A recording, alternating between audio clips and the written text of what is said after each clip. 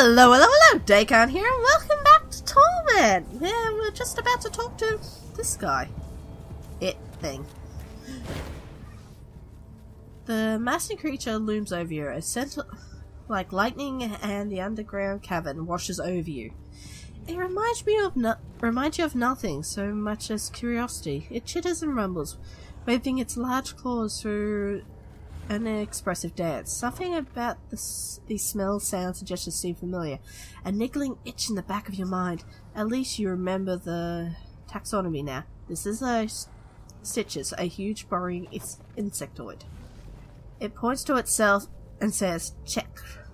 It follows with another stream of high-pitched noises. It looks at you for a long moment, almost if it can't believe what you just heard. It is weak outcast, not feed self, burdened on broodmates, should be dead. The odor that rises from the stretchers is dry and musty, the scent of an insect's corpse curled on a windowsill, disgusting.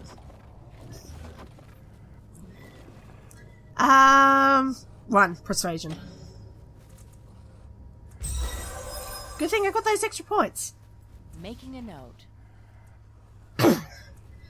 Again, a long moment in which the stretcher stares at you.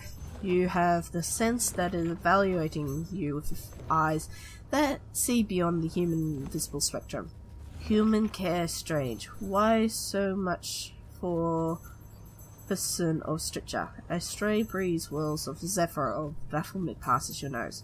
But yes, if human care, check care, will save. Woo! Saved it. Outcast.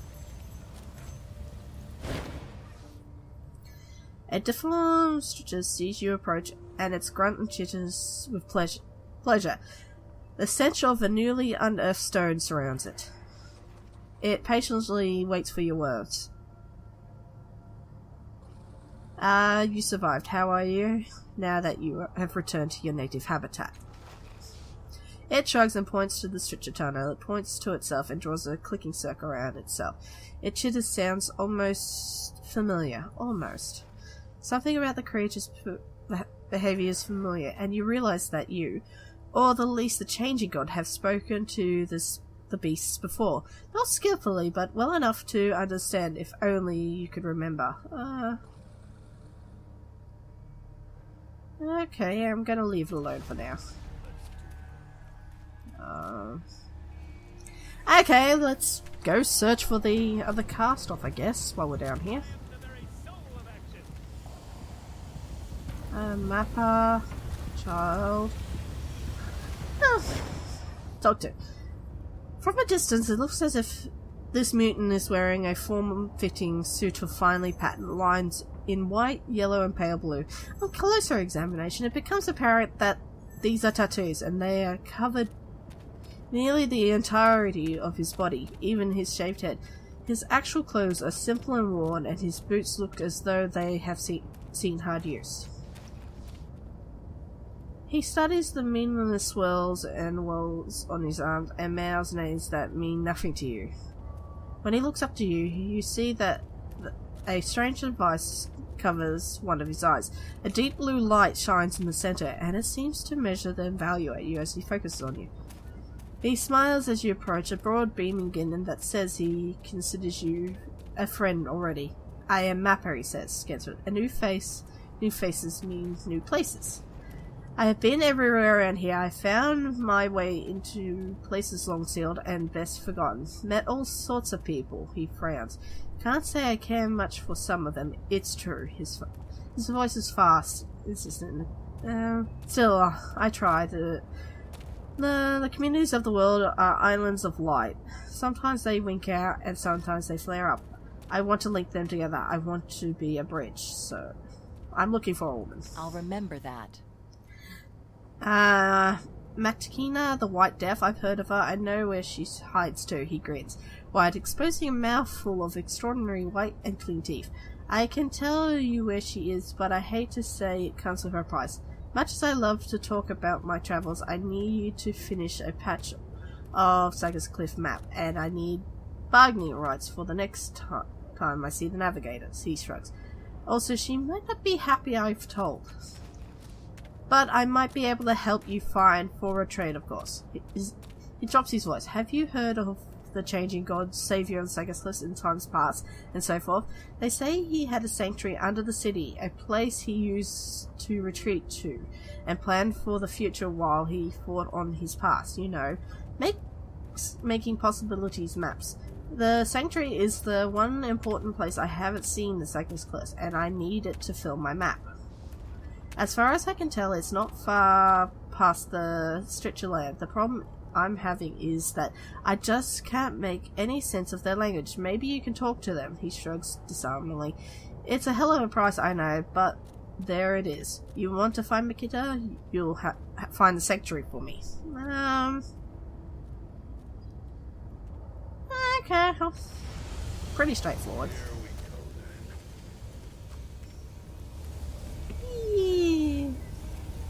What are you doing here?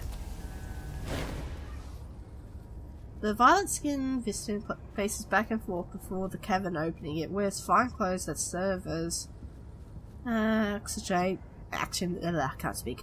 The tall, thin crest on its head. A symbol has been painted on the crest, mirroring the insignia marked on it. Its chest. Its clothes are finely tailed and well made.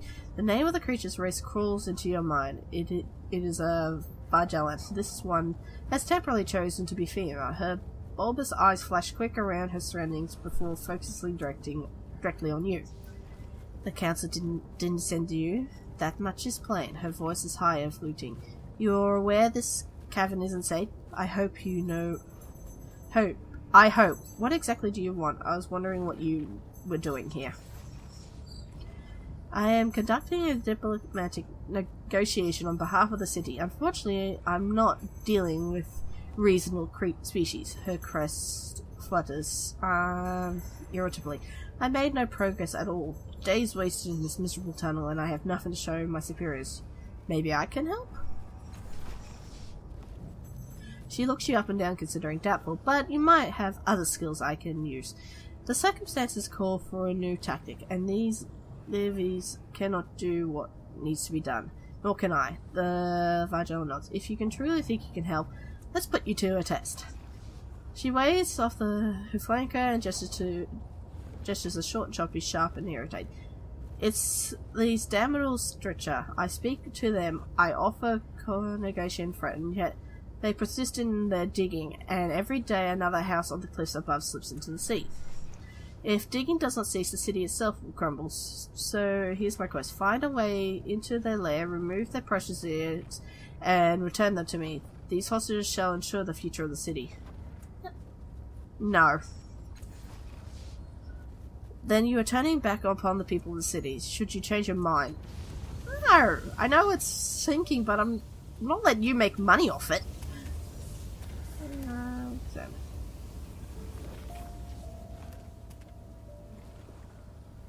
The tunnel is blocked by drawbridges, but loosely enough to borrow. Borrowing creature could easily push through it. Wait. Let's go talk to Check. Grabs you silently and then begins to. The center tunnel grubs and sharp metal fills the air. As usual, it chitters make no sense here. It managed to choke out a few words of truth. What you want? I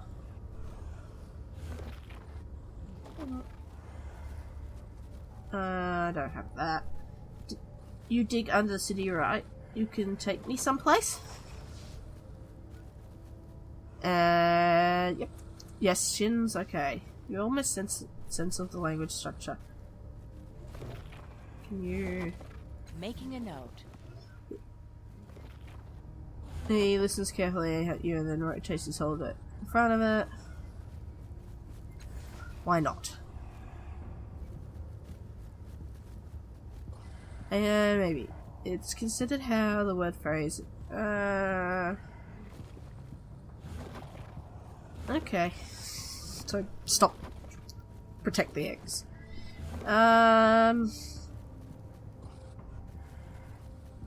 Okay. Let's go. I'll make her go away.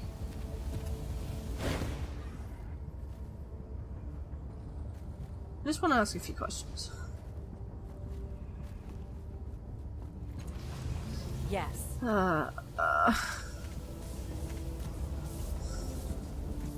Oh boy. Choices and consequences. I'm always... What do you think of pretty? Stretcher seems to somebody. Who? Then he thinks a little more, then sprays out a blast of pheromones. You smell the sharp tang of acid and weak as it smells of distrust. Can you tell me about the stretcher? It scrambles briefly at the wall. A bit of lightning flares around the crown antenna on its head and it shrugs its shoulder. You smell dust.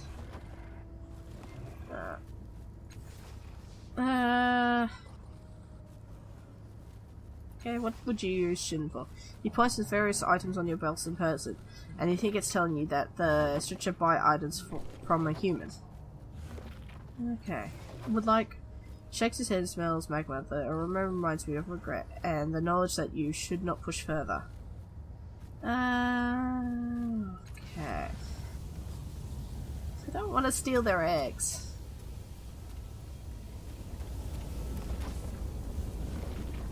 Can I talk to the juveniles?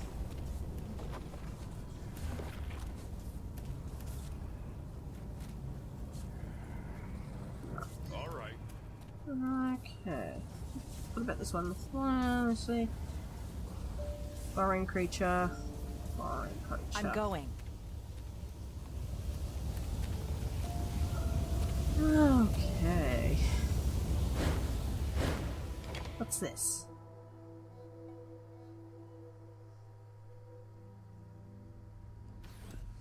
Done. Is he... Where am I? Chapel, okay. You've got it. Not Do those quite. tattoos hurt? They look like they probably hurt. I already like that guy. Probably gonna regret it, but I like him.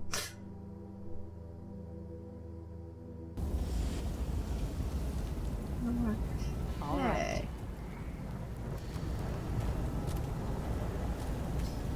I've had a wriggly look at the tails knotted together. Let's talk to him. This man towers over you, enormous, fat, and draped in gaudy clothes. His expression calm, stern, even, as he regards the bloody mess spread across the floor and wall. The hooded figure on the side, either side of him, are tense as you approach. He turns to inspect your eyebrow lifts and he raises his hand. His bodyguards relax watching you. In the space of seconds, his eyes flick over you. He nods apparently to himself as if your presence has confirmed something he expected. One of the castoff godlings. That explains the missing pieces. Wait, what? What are you doing in the Underbelly falling star? Wait, how do you know who I am? An odd question, he says, frowning. You fell from the sky like a comet and somehow survived. My people have been watching you since you set foot on the beach. He cocks his head. Now that I've answered your question, answer mine. What are you doing down here? I'm looking for someone. Are you? He says. I know everyone in the Underbelly and I am seeking someone as well. Perhaps we can help each other. I'll remember that. He turns his back on you, staring down at the vast pool of blood. This is the remains of Weedle, one of my proteges, and I had hopes for him. Now they will never be realized. The Underbelly is poor without him. The rage beneath his voice cuts each word, shorter and shorter. Bring me any information you find. Help me discover the identity of his killer, and you will be rewarded. He exhales sharply, then turns around. The fury you glimpse in him buried once more. I'll remember that. Yes, there is an assassin named Matakina. She is known as the White F. I have helped her find work in the past, but she has become erratic. If she's not involved, she might know who is. If you wish to help in this matter, ask her what she knows. The creature name the mapper may know where she is. I already met the mapper. I'll find out where she is.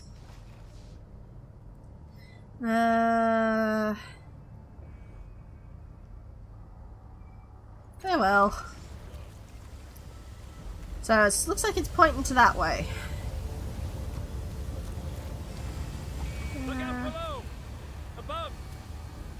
Sideways!